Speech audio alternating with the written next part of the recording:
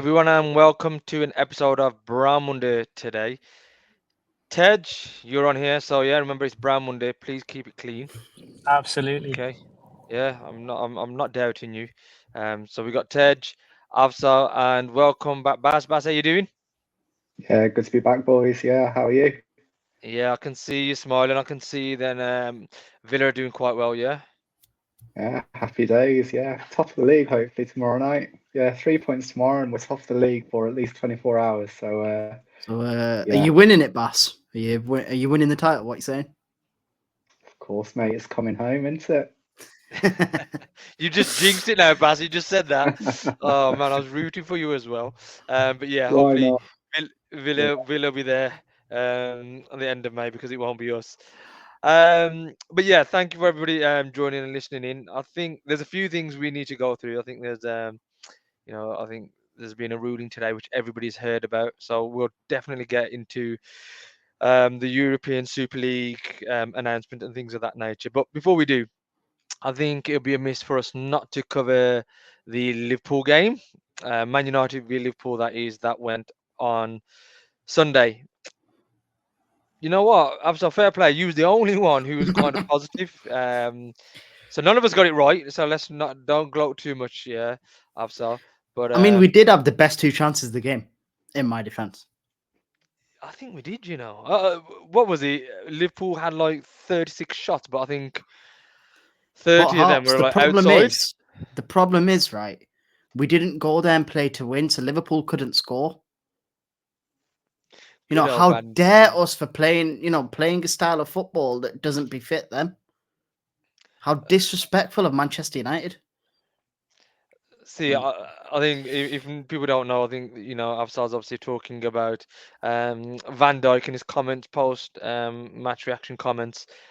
I don't quite get where he's on about that. We didn't go and try and win. We had, like you said, I think probably arguably the two best chances there. It's not our fault. Our forward's a bit rubbish. Do you know what I mean? I think if they were a little bit better, we would have done more. But Baz, as a neutral, well, I'll say as a neutral, but I know you two boys are United fans. What did you think of the result? I thought it was a good result. What did you think of the game overall? Overall, the game, I thought the players stood up. They played with their hearts on their sleeves, put their bodies on the line, and that's something that's been lacking from Man United throughout the entire season. It was kind of watching it, you just felt there was a sense of inevitability that Liverpool were going to score at some point. But as the clock ticked on, it was United that you were thinking at times, hold on, you could do a smash and grab over here and get a 1-0 win. And as Asal said, arguably United had the best chance with Højlund. Kind of just smashed it straight at Alisson instead of going kind of across. It's a difficult chance anyway. I thought he did quite well to get into position first and foremost. And I think we also had the Garnacho one as well. Yes. In fact, I would probably say that was a bigger chance in actual fact. It was a good tackle, actually. I think it was Trent Alexander-Arnold, wasn't it, who got back, who I think is a shocking defence, to be quite honest with you. Can't defend for toffee, but yeah, he's got good passing ability and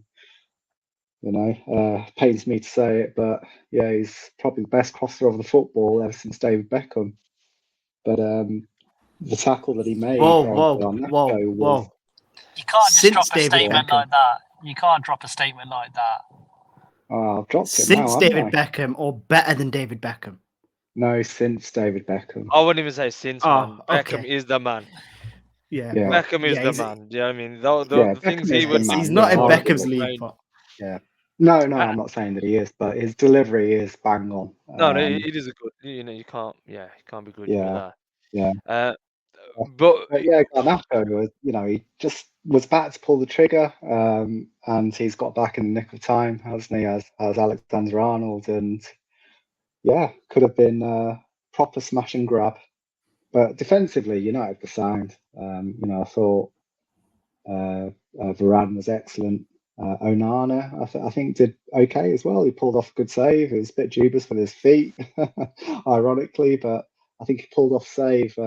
First half was there a Van Dijk header, and he's kind of tipped it over the bar. It was a save that you'd expect him to make, but it was quite a powerful header from a corner. And yeah, Onana, he did his job. But yeah, overall, the Dallo red card at the end, ridiculous. Even considering, I think Darwin Nunez. What was the red actually for? It was for Dissent. Dissent, yeah. Twice dissent. Yeah, so in the same motion. So Diogo Dalot won the ball against Mo Salah. Obviously, it's literally in the dying minutes of the game. When it went out for the throw. One of the most dangerous, attackers in the league. So yeah, he's won and they're giving a throw in for Liverpool when actually Dalot hit it against Mo Salah. So he's got to be angry. So he's throwing his arms a little bit. Okay, the referee's giving him a yellow card, but then he's giving him the second yellow card because Dalot was unhappy about the yellow card. So, yeah, that's what I didn't get. Like, it just didn't make sense. But it's Premier League. It's the standard. Yeah, it was inconsistency as well because Darwin Nunez in the first half, you might recall, I think he barged into Johnny Evans. It was Johnny Evans. Yeah. I thought was fantastic as well on Sunday. But yeah, he barged into Johnny Evans, and that was a foul and arguably a yellow card. And then he's kicked the ball away. So I think Michael Oliver, who is the ref, he's dished out. And he sarcastically clapped as well, didn't he? And then he sarcastically. No, he gave the yellow card, and then he sarcastically done what he done, but never then got a second yellow card. Exactly that, yeah. But arguably, you could have said 3 yellow cards because that challenge on Johnny Evans right into his chest. Yep. He wasn't even looking at the ball. His sole intention was to hurt Johnny Evans. So that was a yellow card offence. Borderline red because it was over the top, possibly. The intention wasn't to play the ball, it was to play the man and to hurt the man. So you could argue to say, yep, it's towing the line there, but let's say that's a yellow. Then kicking the ball away, another yellow. And then the dissent that he showed to the linesman with the sarcasm, another yellow. So, yeah. But yeah, what I'll say, we drew the game with 10 men at the mighty Liverpool. So, I'm happy with that. Tej, your views, because obviously I know you've been quite critical of the manager and, the players and things of that in nature. What was your thoughts? How did you feel at the end of the game? Mixed emotions. Seriously. Mixed emotions, to be honest with you. Mixed emotions. I think he got his tactics right. I think he understood the assignment, understood that, I think he learned a lot from last year. He knew that he could not afford to have these players be dented anymore. So I think he got his tactics right in terms of playing for a point. I don't think he was playing for anything else. I know that, there was chances where we could have actually snatched a 1-0, but I do think if we would have scored, it would have just been literally wave and wave after attack. So I think I'm happy with the point. I always take a point at Anfield, especially with a team like this. So I'm relatively happy and content with that. But just it's a sad reality, just accepting the fact that my team is really so far behind and declining very, very quickly. And it's a bit sad, but I mean, I'm not going to turn this negative. I'd still say still positive. And, Ten Hag, I'm sure if I spoke to him in real life, he could argue, well, why are you being negative? I'm only this many points off top 4. I'm only this much points off the top, considering how many injuries I've got. Look, I'm out of the Champions League, but it might be a blessing. It's not like we were going to go on to win it anyway. Yeah. So, there's loads of arguments for and against, but at the moment, still feeling a little bit hurt, but I'm happy with the point. Yeah, you know what? That's what I'm quite intrigued about, actually, because I think I even tweeted it during half time. Excuse me. I think, Tej, correct me if I'm wrong, you were one of those who thought we were going to get beat. And I think I didn't think we'd get beat. I thought we'd get humiliated. I thought it was going to be an absolute, a dressing down on a different level. So I'm surprised. So yeah, exactly. So you were surprised. So what surprises me that you're surprised and upset and down. Do you know what I mean? So I think that's more so the fact that I'm surprised because I think Liverpool genuinely. I agree with people like Gary Neville. I think they went into that game so confident, so overconfident that they were looking forward to giving us a hiding, and it's absolutely backfired on them. To be honest with you, that's what I genuinely believe. But so you're down about that? No, I told you I am down. I'm down about my team, how we've fallen off so badly that even under like a Jose Mourinho team, I always felt like, we could go to Anfield and win or cause an upset LVG. But now it's like this team with Ten Hag, I don't have any belief that we can go there with these type of players at the moment to win. So to summarize, you're happy with the result and the point, the performance, but you're down about the overall situation of where we sit within the league. Absolutely. Okay, right. I've understood it now. Yeah, I think that's a good comment. Took a while. And, yeah, it's the humiliation. I think that's. I saw something on. I can't remember which United fan channel, but they were getting a lot of stick this week for celebrating at the full-time whistle. Yeah, I think it was United View. I think it was. Yeah, I think that's one. Yeah. And yeah, they came across very much like Arsenal fan TV. But I can understand, why there was a sense of relief. I mean, just watching it with my two boys and even myself, I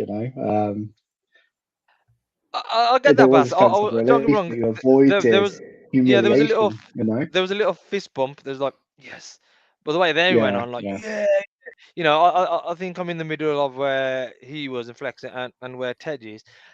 I fully well know, like I said, I think we said in the previous podcast before the game, even if we won that game, it still wouldn't mean nothing. Yeah. Yes, we won against exactly. Liverpool, but is that all we've now aspired to be? Is just beating Liverpool, and we should be happy with that. For me, I'd rather lose to Liverpool and win the league than lose to beat Liverpool and be nowhere in contention to the league. That's how it used to be back in the day, even under Fergie. The amount of times they used to beat us under Fergie, don't you? To win the league. You know what I mean? So I think, that's what I was surprised about. Sorry, Bash, you were saying. If you get a result, so let's, hypothetically say that you managed to get a result against Liverpool, a win, and walked away with 3 points. You just know against West Ham and then Villa, and then I think you got Forest afterwards as well, haven't you? You know that there's going to be... Don't jinx it. As well, the Forest. But you just know that there's going to be, again, a dip in the road, over those 3 matches because, the root cause of the problems are yet to be addressed, be it on the pitch, off the pitch. And it's just round and round in cycles you go. And I know that we've done that today. So shut up there. Yeah, like you just said, Baz, out of those 9 potential points, don't be surprised if you walk away with 1. I don't think none of us sitting here will be shocked. I'll be more shocked about anybody who is shocked, so yeah. But you know what, leading nicely onto what you just said there's a lot of things to be addressed, at the club. But I think one thing that was addressed today, I actually still don't know, but was the European Super League ruling today by the European courts. I think we all got that. We've been all on that today.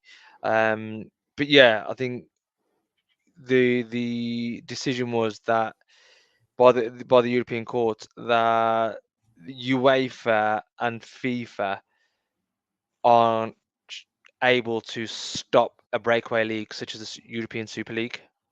That's correct, isn't it, boys? Yeah. They basically said that they can't have the monopoly, which basically gave the Super League the go-ahead. Then the Super League came out with this weird new format, this 3-tier format, which the only way I can describe it is Champions League, Europa League, Conference League. And then my phone wouldn't stop because everyone kept saying no. everyone kept rejecting, and then When you're saying everyone, you mean the teams? yeah, the teams. I mean, as of recording right now, 4 of the big 6 in the Premier League are out. Still Yeah, no comment from Liverpool and Arsenal. yeah. I mean, surprisingly, I think somebody said, I think it might have been you, Afsar, Manchester United were actually the first in something. I know, I think some that, change in it. yeah, you know, Been a the while. first team, the first team to say, you know, we're not gonna go ahead with the European Super League. They're staying as they are, as such, and backing the way things are currently, which I think was a surprise. And you've got other teams like Paris Saint-Germain, Bayern Munich, Dortmund, even obviously Spain has been the two biggest, well, the biggest country in terms of Barcelona and Real Madrid kicking, kicking up a fuss and taking it to the courts. So, you know, from their own country, they got Sevilla, Valencia, and Atletico Madrid who said no. But then other teams like Monaco, Roma, and Manchester City also said no as well. Baz, I mean, let me just ask you, because as I mentioned at the top of the show, you know, you're a Villa fan. Obviously, you know, obviously not taking this season into account, but I think if you go off by what the original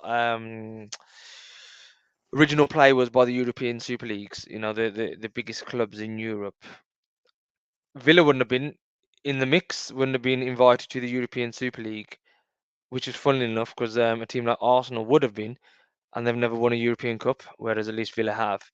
But you know, as a Villa fan, how you know, what do you feel about the European Super League and especially the ruling today as well? Yeah, I'm not a supporter of it. One jot. You know, I do think that it leads down the road of it being a closed shop, and I think Alexander Catherine, he in fact describes it with his comments. It is a closed shop. You know, it restricts competition, and it does do. You know, if you just look at the basics, you know, it's going from every season. European competition has in excess, if not more, than 300 clubs participating.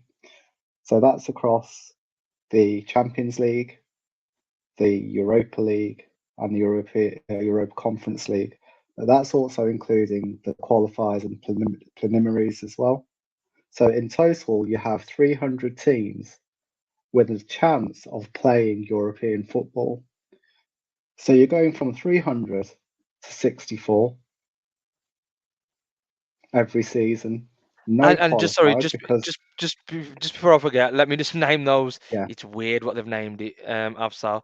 What they're called is so yeah, with the top two leagues named Star League and Gold League. So What? that's obviously yeah, replacing the Champions League and Okay, I Europa didn't League. see this, but Yeah, yeah. and then a blue league as the bottom tier, and promotion Is to a that for blue league. Twitter? And promotion to the blue league would only come from domestic leagues. See, I don't know what you guys think about all this, right? But I actually think that I believe there's a lot of people talking about the fact that Real Madrid and obviously Barcelona are mainly spearheading this, right? But they what they're saying is their real motive and intention behind this is to get essentially more from obviously UEFA, the governing body, and in terms of getting sort of like the money that the Premier League clubs are getting, because the Premier League clubs absolutely blitz them in terms of obviously investments and way they're funded and sponsorships and, you know, whatever deals that they may have through TV rights and stuff. But they're saying that a lot of the reason why the two Spanish giants are driving this is to bring in another, to sort of like instigate a different form of revenue. And they're trying to make UEFA and other sort of parties like that have those open-ended conversations. Do you feel like there's a bit of truth in that, or do you feel like it is something that they are just tunnel vision, they want to break away and they want to create something their own? Can I counter that? No, I'm asking the question. I think he's just don't know. asking a I'm asking. question there, Afsal. I Alright. think don't counter. I know you're usually after him, but I think he's actually being nice today. Yeah. Don't No, forget no. So, well, Brown the answer Munde, to the yeah, so- question is, I don't think it's a sense of they're trying to break away. I do think it is obviously it's money motivated. Barcelona's financials are very well documented. They're in a mess. As we know, Real Madrid have just redone their stadium. That cost them, what was it, €1 billion or £1 billion or something? Barca are also redoing or redone the Camp Nou or the Spotify Arena or whatever they call it nowadays. I think it was a play for money. I agree. Just to keep them two clubs going.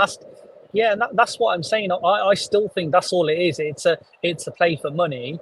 And someone did a piece on it a long time ago. They were saying they've pretty much conquered the whole of Europe, and now they're like, let's conquer the world, right?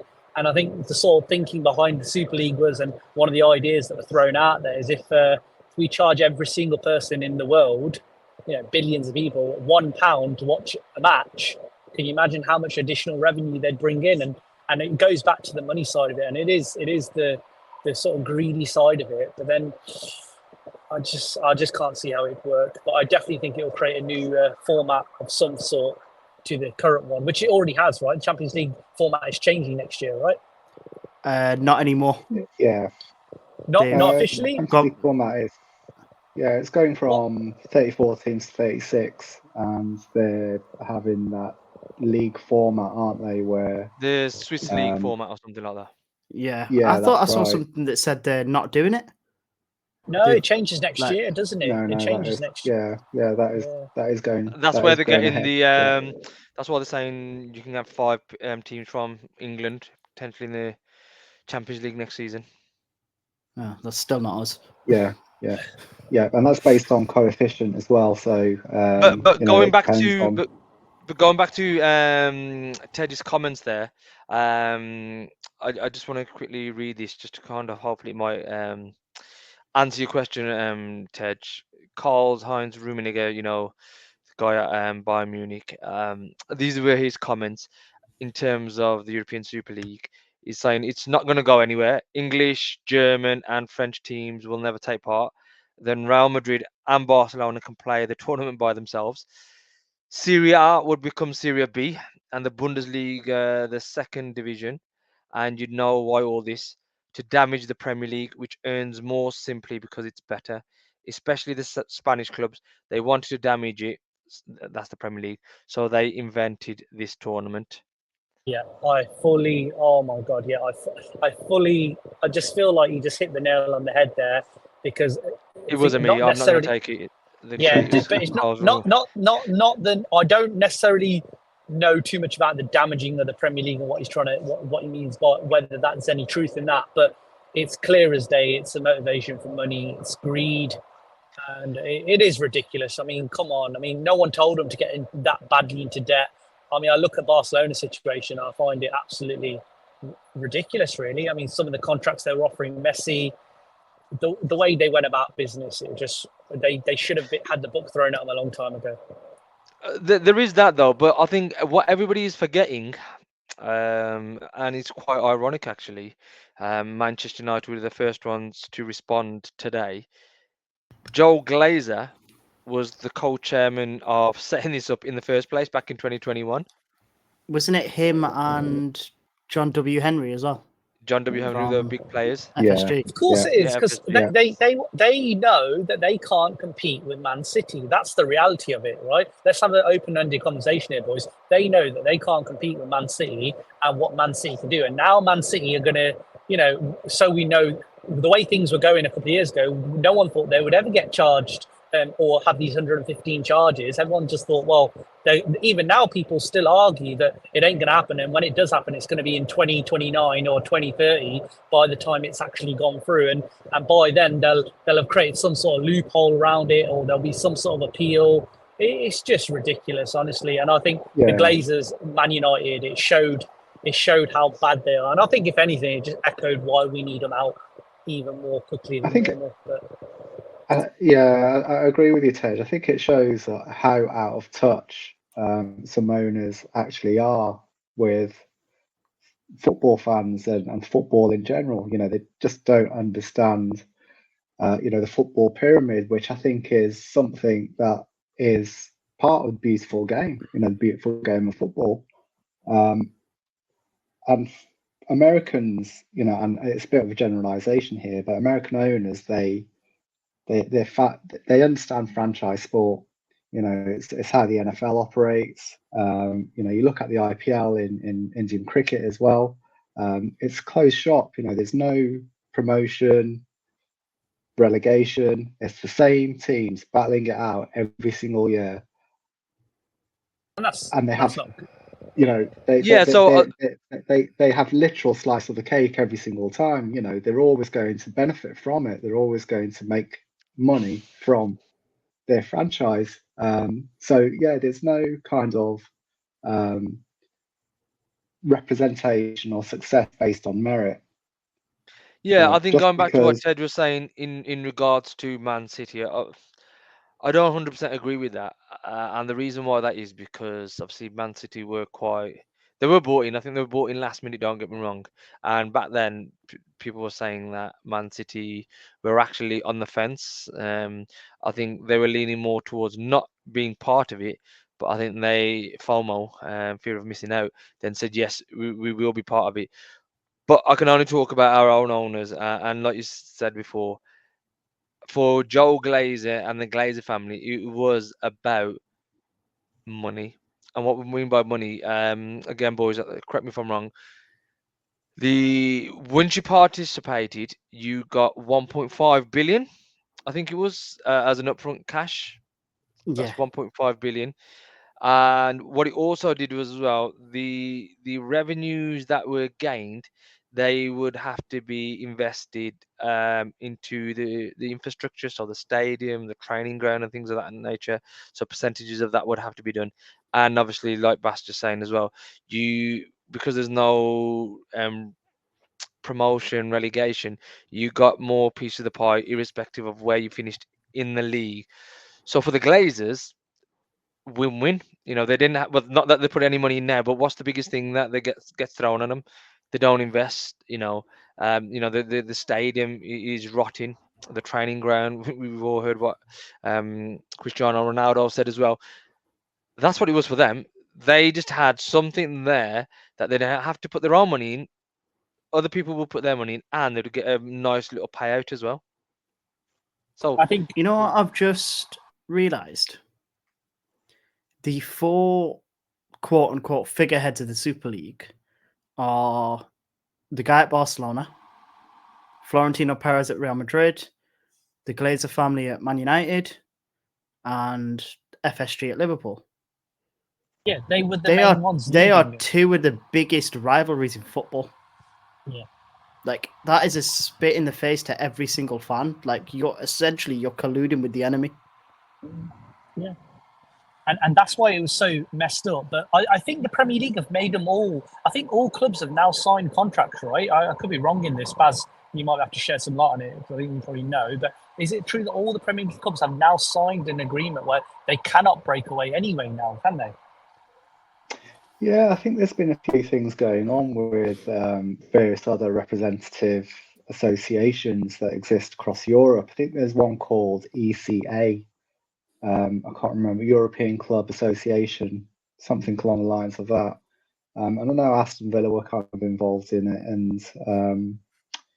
and big clubs, but the lesser big clubs, if you like, those that are outside of the ESL 6, unanimously agreed that they would commit to UEFA competition effectively. So there are various bodies that have kind of been working outside of the courts, basically, to sign up in the medium term, at the very least, to playing in UEFA competition. And the Premier League released the same statement today, didn't they? That they are basically committed to UEFA. Yeah, I think an interesting element, and this is something quite difficult to understand and get your head around as well. From a UK perspective and a Premier League perspective, we've obviously had things like Brexit take place over the past couple of years, and we're not we're out of scope of European legislation, which essentially this ruling is. So the impact that that ultimately has, today's ruling has on British clubs, probably in terms of legislation, doesn't really apply. And I know that, within our kind of group chats outside of this podcast, we've alluded to things that King Charles has said recently within his speech about protecting the football pyramid in the UK, there being an independent regulatory body as well, which has been talked about for 2 years now, ever since the initial concept of the ESL was kind of proposed in 2021. And the government as well have been saying that they will, sign off legislation to protect the football pyramid and the league structure that exists in the UK. But we're still waiting. We're still waiting for that to happen. Where we knew that today, in terms of the European ruling, was going to be a day of reckoning. And the result, I don't think, comes as a surprise. So the question from my part anyway is, why is it taking UK government so long to sign off legislation to actually protect what, society considers to be an asset to this part of the world? It's just fundamentally broken, Baz. I think I'll answer that. The system is fundamentally broken from top to bottom, and it's literally been one mistake after another. And I don't want to get into politics too much, but it all links in because everything is. I mean, I genuinely, my nephew, he's on like TikTok now. He's scrolling through, and I saw it the other day. Keir Starmer's coming up on his TikTok, and he hasn't got a clue who he is. But you see clips of Keir Starmer, and he's ripping into Sunak.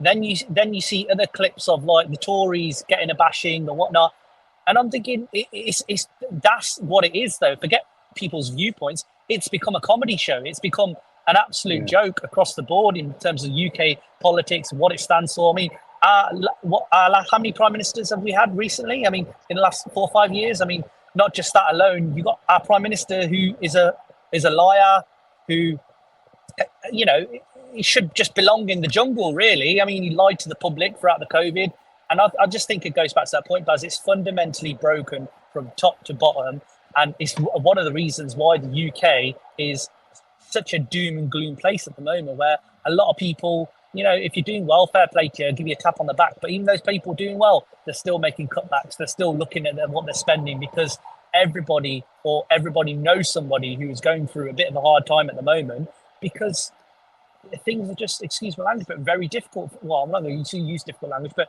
it's just a very difficult time for people in the UK at the moment, and it all links in. And now they just make one bad decision after another.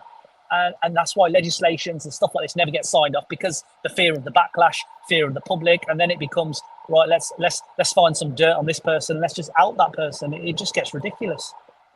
Yeah, I thought we weren't talking about politics too much. Yeah, without dwelling on politics too much. Apologies. If it's legislation that the people want, then surely that's going to buy you votes. So you're going to try and push that through Parliament and push that through, as a piece of legislation. So that's why I find it surprising it's taken so long, because I think generally the people would want that. But yeah, I mean, we often talk about mixing football with politics, and I think we have spoken about the ESL and it being money driven, which it absolutely is. I think it's politically driven as well. So obviously you've got the power grabbing of FIFA and UEFA, and then you've got this A22 body, and then you've got the likes of Perez and Joan Laporte, who is the Barca president. They all want to be power players in a football world, and regardless of what we think of it, it is all, football is its own political sphere, with the likes of Perez and Catherine and before that Platini and Sepp Blatter. They're big players in a political sphere, using football as a vehicle, for various purposes. But yeah, very kind of messy,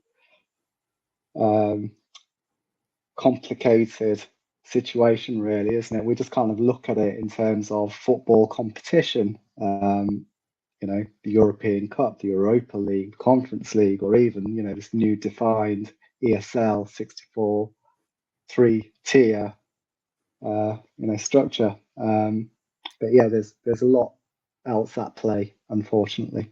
Yeah, you got the what did I say earlier? You got the gold, blue, and silver. I don't know. star, Something. gold and blue. The saviors of football. Thank God. Like, don't get me It's like wrong. they're We handing know. On out that, stickers at We school, aren't they? yeah. just on Here we that, go. Here's a gold congratulations on your star. blue belt, by the way. Thank you very much. Thank you very much, Avatar. Like the blue league reminded me. Thank you. But yeah, I think like we said, we know UEFA and FIFA aren't straight and narrow, and this whole notion that the European Super League, because correct me if I'm wrong, boys, before we move on as well. I think some people were actually gutted, and when I say some people, I think some United fans were a bit gutted that this. I think gutted when I say that Man United said that they were out, because I think I'm going to lead this over to the takeover, because I think some people were feeling that the Glazers are staying because they feel they can double the money of the worth of the club to about 10 billion. I think that's the magical number everybody's plucked out of the air and keeps going with 10 billion. And Sir Jim Ratcliffe is going to help them do that. And the biggest player, apart from the new TV deal, which isn't amazing anyway, but it was the European Super League. So where does that leave things? Because Who? Sorry, Harper. Who thinks that? Who believes that? Are they fans? Are they fans, actual? No, they can't be the, fans. You're no, winding me up. You are winding me up. Stop it. Stop it. This is a serious podcast. Stop telling me lies. yeah, Come it's on. a Brown Monday podcast, like I said. It's a serious one. There You're are telling me there's people out there who believe the Glazers will turn this into a £10 billion club, and what was the final part you said there? I was Jim saying Ratcliffe would help.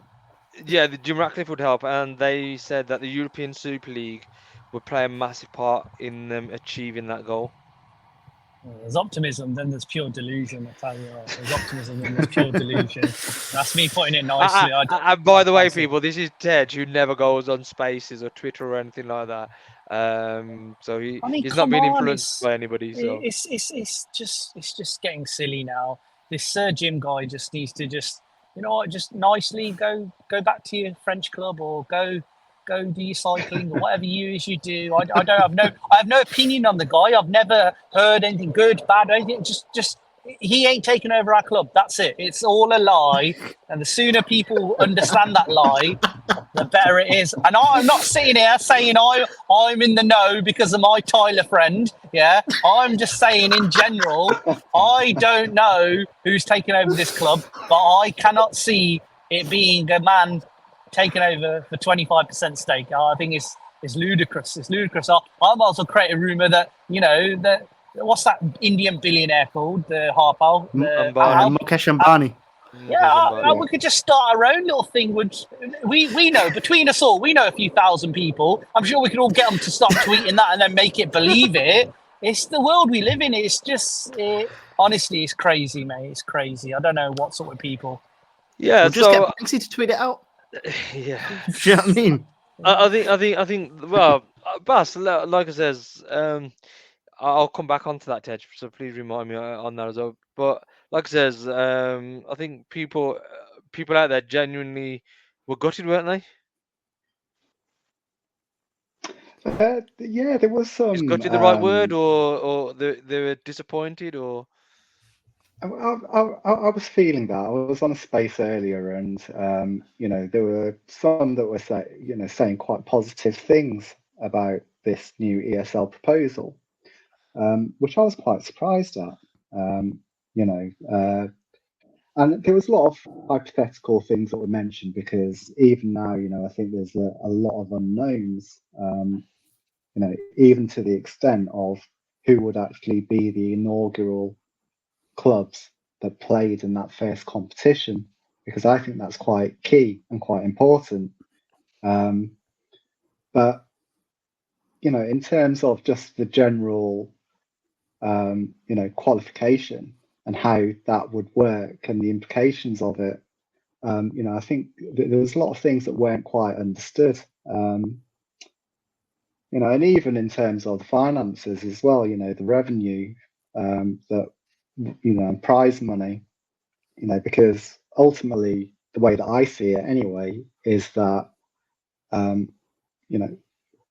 something that's more lucrative, because it's more lucrative, and if the ESL was more lucrative than the Premier League, let's say, and we know that it will be more lucrative than La Liga, because that's why your Barcelonas and Real Madrids are all for it.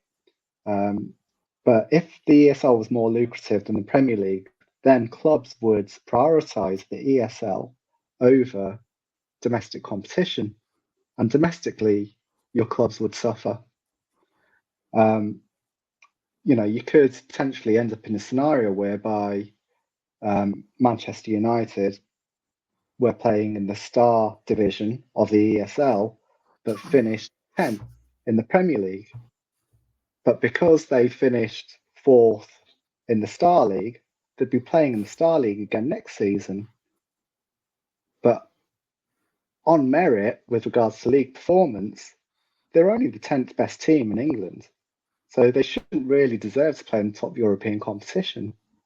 And there were things like that they just couldn't kind of see in its, it's very clear to me that it's a very closed shop and it would be a bad thing for football.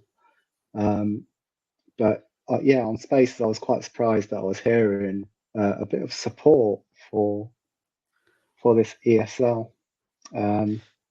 Tej, I mean, I think thanks for that. Go on, Tej. Hearing what Bas just said there, what's your reaction? I don't think it is these fans who are supporting it. I think I'm going to give them a little bit, maybe 1% of dignity here and a little bit of thinking. Maybe they're just that upset and hurt and blinded by, if something changes, then, United might come back and the glory days might happen. I don't know. I just feel like they're being brainwashed to a certain degree, or they're living in, as my uncle brainwashed how? What do you mean brainwashed how? Oh, it's going to be amazing. Everything's going to change. It's going to mean this is going to happen. It's going to result in, Man United being back or whatever. And it's going to mean more money for the clubs. I feel that's what I mean by brainwashed, or just in a not so nice way of living in cuckoo land, shall we say.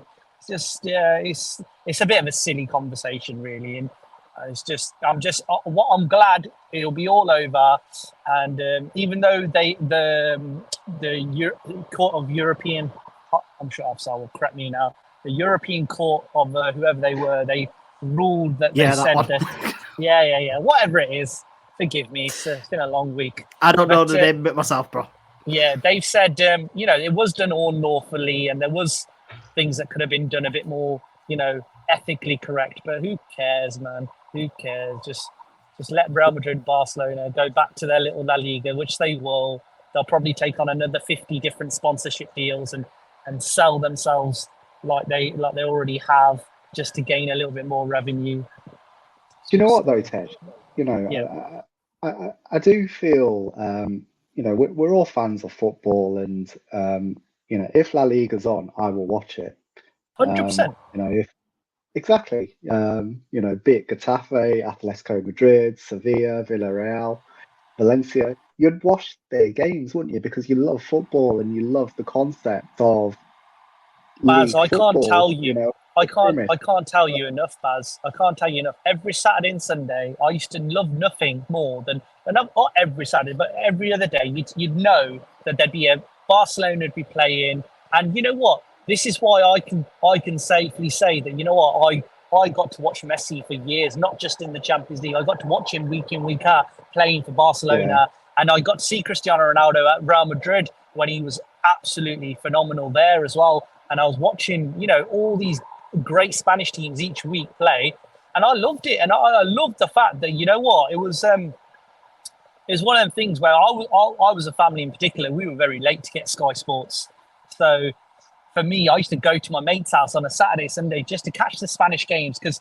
you'd see the foreign players that you'd only ever see in the Champions League. So for us, it was like, wow, we get to finally see them. And I think nowadays people just don't value or appreciate that as much as what. Okay, we've we've lost just Tej. lost Tej. Yeah, Tej. yeah. no, But he's just back, to he's carry back, he's on with back. what is he? Just to carry on with what Tej was saying is that during the 90s, and going to show our age over here, but during the 90s, we grew up watching Italian football on Channel 4, Serie A.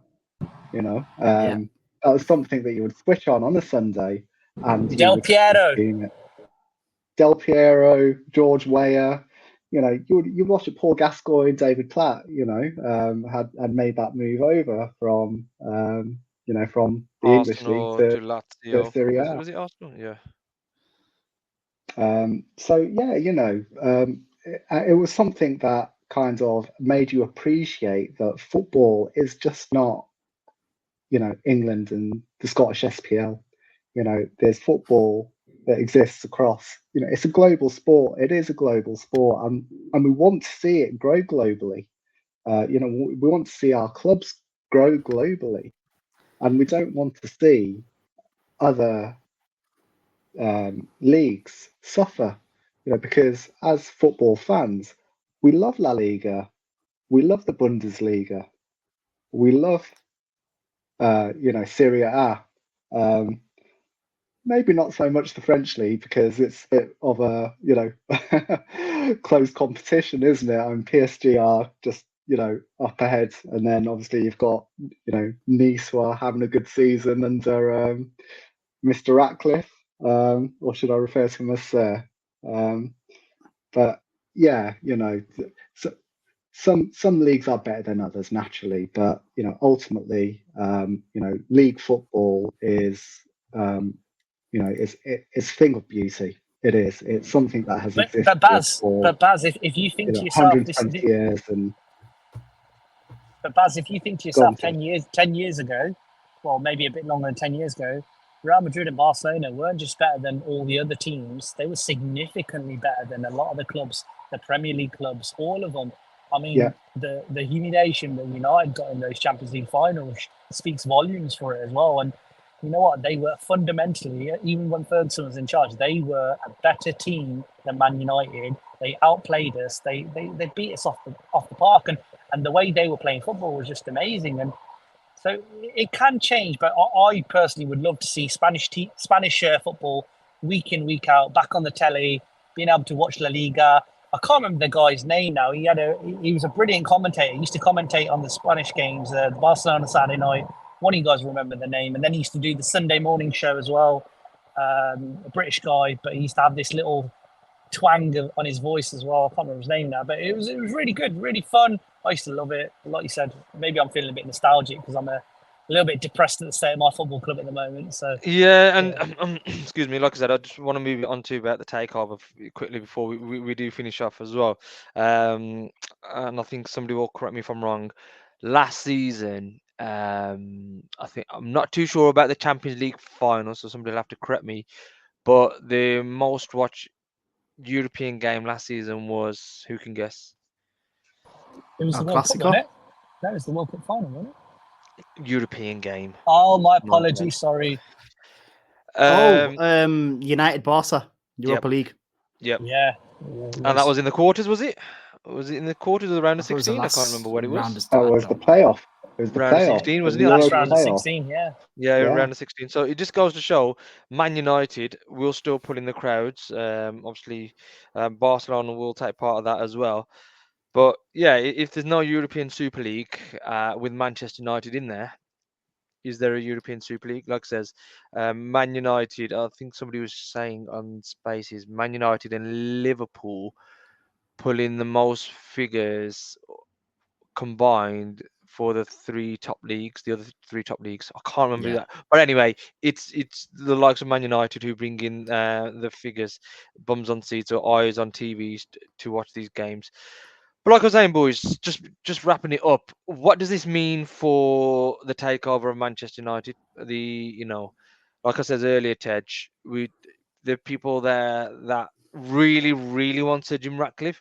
Now, I think the rest of us are sitting here. We're not too sure whether it's because they actually genuinely think that this will be a good thing for the club, or is it that people like us who have supported the notion of Qatar because it's 100% of the Glazers out, and we've supported that bid to kind of rub it into our noses to say, well, Jim Ratcliffe's taken over, you were wrong. So we still don't know that yet. Like you said, Ted, it's crazy that anybody could support the bid from Ratcliffe, which keeps the Glazers on, but even more so now that the club have said no, we're not going to be in the European Super League. So even that whole notion of doubling the money that they wanted, so that the Glazers wanted 10 billion. What does this do to that? Them saying that they're not going to be in it. But this is where I'm going back to the point here, and I don't want to be too judgmental on certain people here, but it does make me question: are they saying these things for the right reason? I mean, are they saying? And let's be frank about it here. And this is not me accusing people. So if I come across in that way, is it because it is a person who fits the eye in terms of the British media, a white gentleman who's taken over a well-established English club? Is that a reason? We don't know. I'm asking the open-ended question. Is it the fact that a Middle East whatever you want to consortium ownership model is going to take over? Does that not sit well in the stomach of somebody in the UK? I mean, let's be well. Open just hold that thought there, Ted, because there's been a report out just I think before we started recording this early today from a gentleman from the Times, I think he's Matt Dickinson, who said that today there was final conversations between the Glazers and the Ineos, Sir Jim Ratcliffe, to formalise the 25% percentage of the club. But you going on about, is it really people think that it's good, or is it just have they got it against Qatar? Well, this Matt Dickinson, and there's a couple of tweets here. One of our fellow members of the Brown Munde brought it up. I won't say the name just in case they don't want to, me to mention the name. But yeah, 19th of May. These are 4 tweets. 19th of May 2011. Matt Dickinson replying back to Henry Winter. You are welcome to back Mr. Qatar if you like. No thanks. So I'm guessing Henry Winter was supportive of Qatar in some way. And then in 16th of June 2011, Matt Dickinson, quote unquote, the FA Cup with Budweiser could have been worse, e.g., the FA Cup with Qatar. 2 more tweets. The second but last, 24th of February 2015, Matt Dickinson wrote, what would it take to surpass Qatar 2022 as the worst decision in history of sport? The Winter Olympics in Dubai or darts on the moon? And the final tweet, which came on the 14th of January 2022. Football, the sport for all, not when the World Cup is in Qatar, but the problems of homophobia also come a lot closer to home. So this is almost sounds like he has an agenda. So this is what I was Just a going to little say. bit. These are the people we're meant to be listening to and take credible for. What's the word? For unbiased reporting, critical reporting.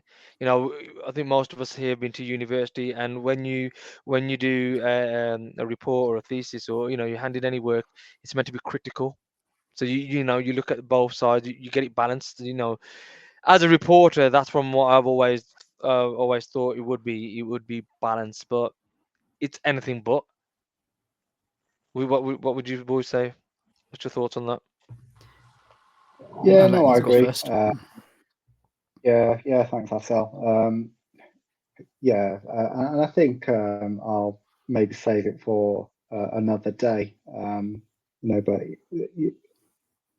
But we do see agendas, and with regards to this Matt Dickinson fella, there certainly is an agenda over there. But there are kind of many journalists that won't be impartial.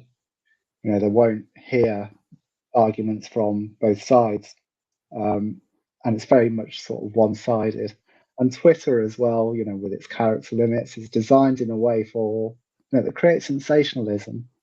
You know, and what I will say to anyone is, you know, don't headline grab.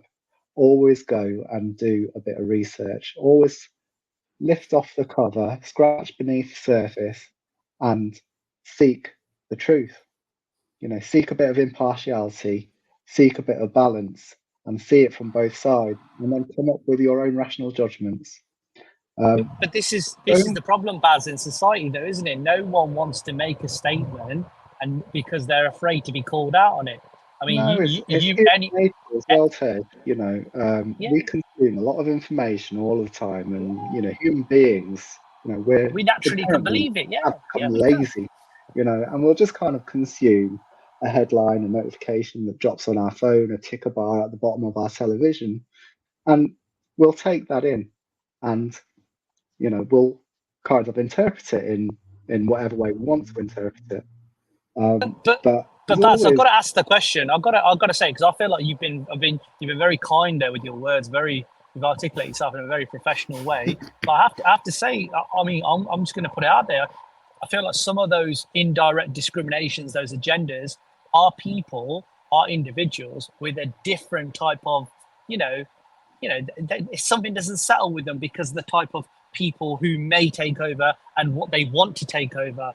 And sometimes it makes you think, is it down to the color of their skin? Is it their ethnicity? It does make you question it. It really does. And sorry if that comes across as a bit, oh, here we go, he's playing the race card. But genuinely, that's how it feels, because I've had it before. I've seen it, not necessarily directly, because I'm not a big spaces kind of guy, but I've seen it with, other people talking about it. And well, as long as it's like a proper British, and the headline's British man taking over Manchester United. British. I mean, I'm British, but you want to say British again? It's just, the pride of Britain. You know what it associates me with? It associates me with that feeling of the old school patriotic World Cup fans. They're the proper fans, not us fans, or, not the lad who's got a mum from India, the lad who's got a dad from, down the road or whatnot. They're the proper fans. You can't be proper fans because you're not. I mean, it makes you question that. And maybe I'm going a bit silly here. Maybe I'm going off my own agenda, but sometimes feels like there's a little bit of an underlining issue there. Yeah, I think Ted. I think we've seen it. We've read things like that on Twitter, and I think we will touch upon it. We will touch upon that kind of a subject, no doubt.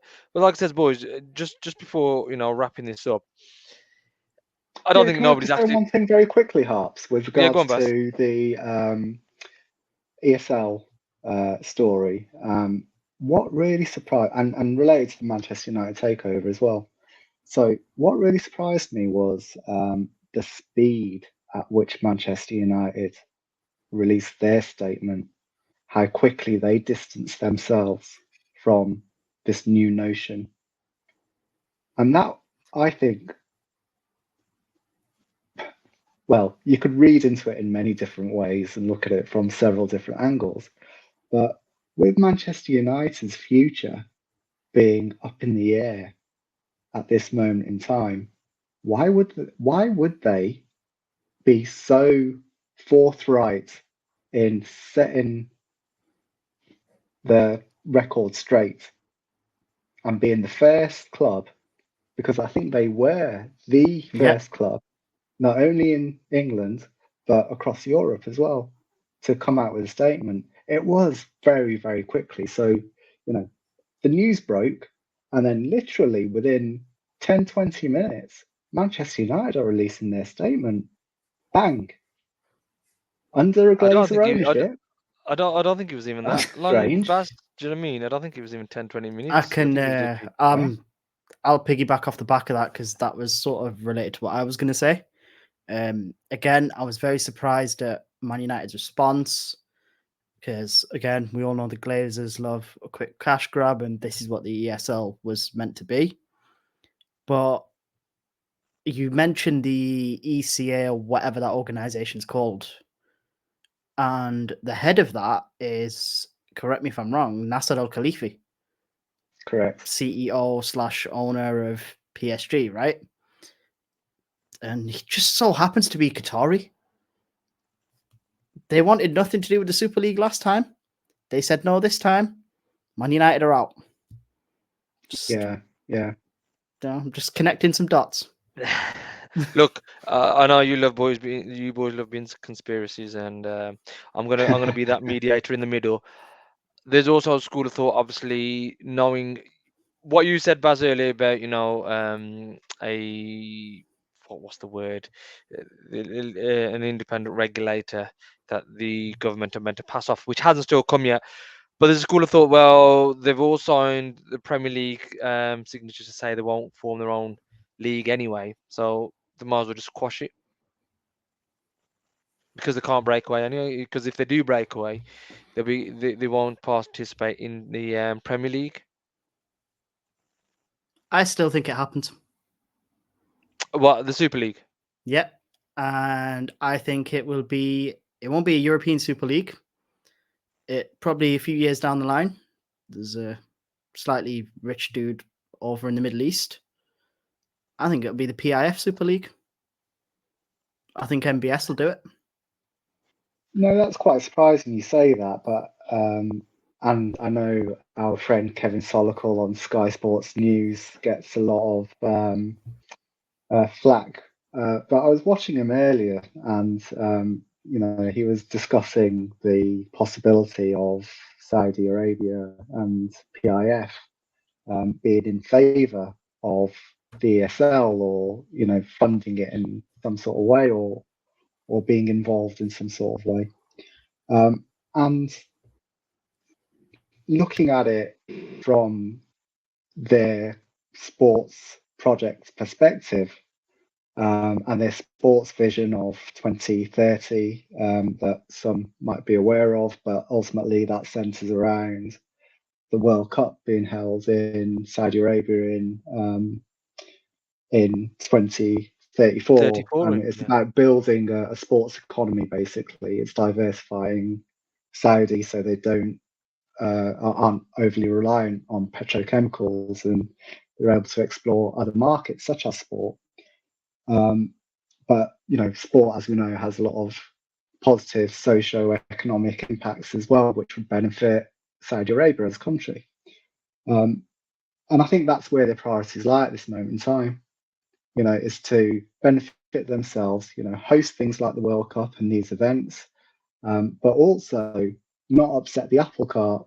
So they don't want to upset UEFA and FIFA, because they're currently, pretty close knit to FIFA with regards to their World Cup prospects.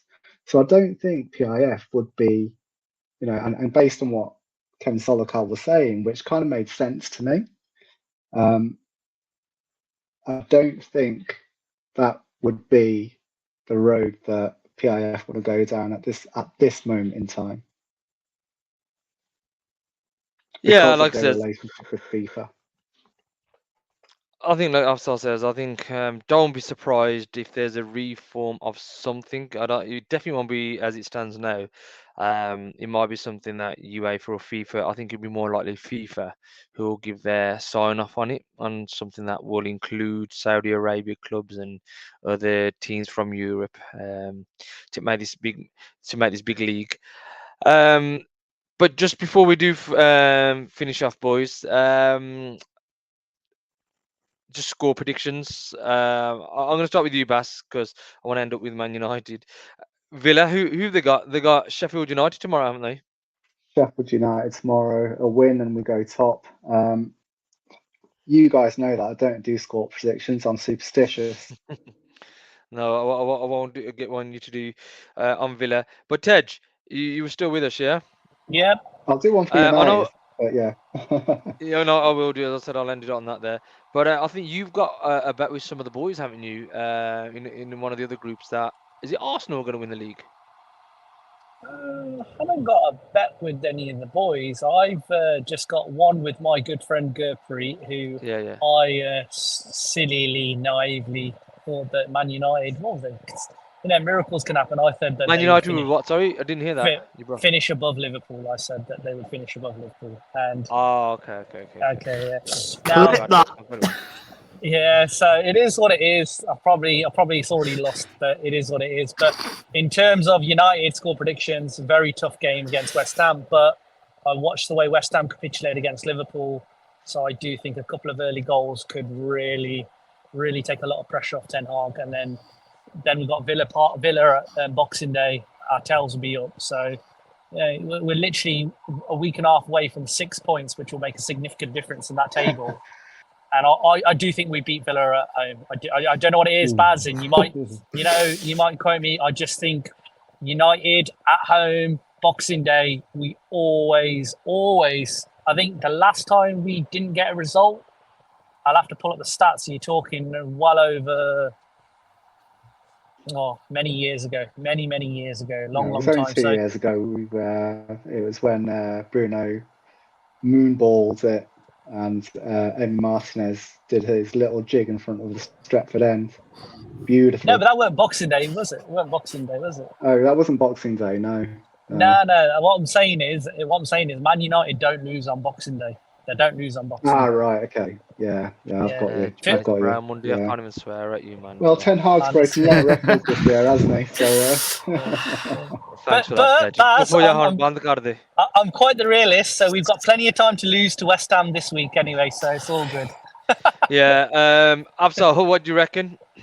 Well, I did the predictions this week for Brown Monday, so I'll give Bas a Villa prediction. I went Villa 3-0. I'll take that. I think that's a comfortable win. And for us, where is it? I went 3-1 United. 3-1 United. You know what? I'll take that all day long. So yeah, just gonna end up. Just before I do end up, Aki, hope you get well soon. I think he's had one too many custards with donuts. So I don't think he's feeling too great. But you know what?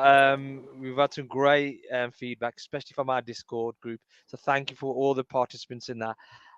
I think a lot of people will see Aki's pictures in the group. People even see pictures of Yusuf. We'll have to go get some tips off him as well. Because what some of the people in the Discord were saying, I think we should do some kind of food reviews to talk about where's the best places to eat, especially on match days.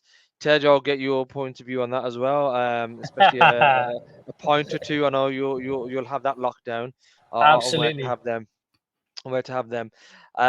So but if there are anybody, or any of the listeners who have any viewpoints on the best places to eat, it doesn't have to be Manchester on match days. It could be anywhere. I know Riz sometimes when he's back down in town as well, he's always asking, where is this place any good? Is that place any good? Afzal and Aki are always there saying yes. I love how me and Banksy are the sign off for this kind of stuff. Exactly. What I mean, it is always you two. So yeah, look, if there's any places recommended, please hit us up. You know our socials. And literally the final thing I'm going to say as well, Afzal knows this, we are just humbled and blown over by the generosity of some people. I think we mentioned on our last pod, we had a person on the Discord who donated some money towards the foundation, the Brown Munde Foundation, which we mentioned before. We want to get people who can't get to games, who can't either afford to go to games. We want to get those people to Manchester United games at Old Trafford just to experience it, because I think every fan should experience that once in their lifetime. And there was another person from Twitter, our good friend. I won't mention names because they both explicitly says not to mention the names. They want to stay anonymous.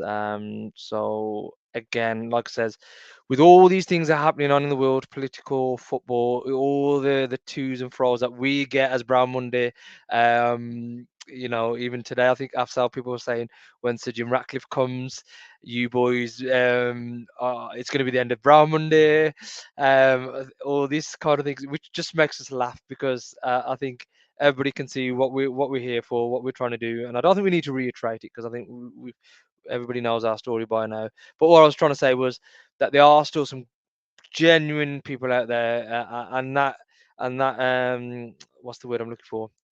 I got the Yeah, it is overwhelming, but reach us in terms of, you know what, there are still some good people out there. So yes, there will be a lot more negativities you hear, but you know what, these generous people outweigh any of the other negativity that we have towards us. So again, thank you for you both. I did say thank you at the time as well, and I think the whole group says thank you to you as well, and it will go to a good cause. If there are any of our listeners out there, like I says, who've got any suggestions of the type of associations we want to get in touch with, help people who can't get to games, you know, please contact us. We'll definitely look at that, but definitely soon, you know, we'll keep you updated, and your contributions, your hard-earned contributions, will go towards a good cause. But again, thank you for everyone listening, and Glazers out, full sail only.